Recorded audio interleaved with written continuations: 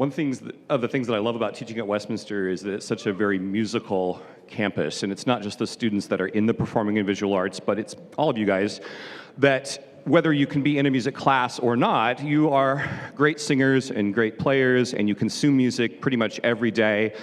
Most of the faculty use music in their classrooms, and it just is a kind of a big part of the fabric of the school. And one of the fun things about some of the assemblies we do is that we get a chance to hear live music. In your generation, we haven't had as much live music as we've had recorded music because largely the instrumentation of pop music in your time is electronic, and a lot of it is mixed and highly engineered behind the scenes. And so when I was in high school in the 80s and I could go to a concert by Michael Jackson or Madonna or the Eagles or Journey, it kind of sounded like the way it sounded on records and tapes at the time. But now it's harder to reproduce a lot of the pop artists, especially in hip hop and techno, because of all of the mixing that takes place. It's doable, but it's a lot more complicated. So it's kind of nice to have live music in any format, in any genre, any style, because of a number of things. One, we get to hear what's called analog music, right? It's not digitized. It's actually all of the instruments and voices that you hear in the space that you're hearing it in. McCain Chapel is on page 3 of the How Not to Build a Great Concert Hall manual. This is not a great acoustical space. You probably know that from attending events here, but it's not bad. It has a lot of ring. We could use a little bit of treatment in here, but we'll make it work. But what's nice is that we get to hear everything as it is, and part of that is the risk-taking that takes place on stage, where at any one moment, anything could possibly go off the rails and be a complete musical disaster, unlike a recording, which is very safe. The other thing that's cool from all of our perspective is that the people making music are people that you know and that you kind of hang out with. And they're giving energy off the stage, but they're also receiving energy from the audience. And so it's kind of a cool social experience to be able to perform and listen to live music at the same time. On the stage right now is the Westminster Symphony Orchestra. This consists of all the members of the chamber orchestra. These are the string players in the school, so the violins, violas, cellos, and basses. Also, select members of the wind ensemble. That's the more advanced wind ensemble group in the school. So that's all the woodwinds and the brass and the percussion. We also have harp and piano today, plus a number of our regular faculty and some guest faculty, just about 90 people performing up on the stage today in a large kind of Hollywood symphony orchestra setup. We have 2 selections for you, so it's a pretty short concert, and both are by living composers, which is also kind of a nice treat. It's great to celebrate the past, but also to revel in the creation of things that are happening in the here and now.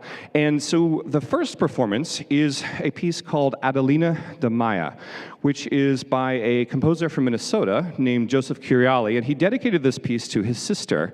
And it's a guitar concerto featuring Dr. John Huston up there on acoustic guitar. This is in the style of a Spanish flamenco. So if you know that dance style, you'll hear a very lovely set of tunes and a lot of influence from Spanish and Latin percussion throughout the entire piece.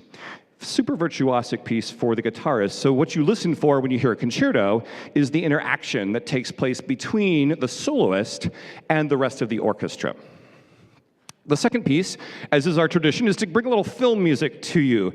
Mrs. Veazey and I just got back with our Jan term class from our 5th trip out to Los Angeles and to the Hollywood film music industry. And we always get to enjoy the company of studio executives and composers and people that are immersed in the film music industry, and we think it's a really great connection because most of your music consumption these days is attached to some kind of image. Music videos, movies, video games, TV shows. So we've chosen a selection from E.T. This is a concert suite called Adventures on Earth. Features a lot of the music, and this is not actually the watered-down version for sweet little high school students. This is the actual film music that was played in the movie. John Williams just turned 87, which is kind of incredible. He is working on Star Wars 9 right now, out at his home near UCLA. But this is a concert suite, and Jonas Due has put together a really cool video montage that will match up with the film soundtrack. So we're so pleased to welcome you and to wish you a happy spring break. Please welcome Dr. John Huston on guitar, Mr. Freddie Martin conductor, and members of the Westminster Symphony Orchestra.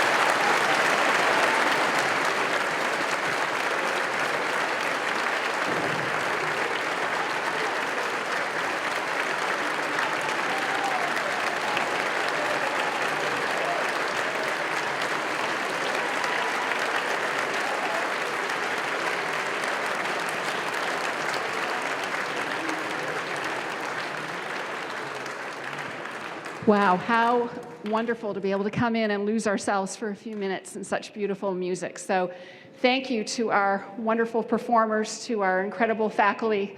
We really appreciate this moment this morning.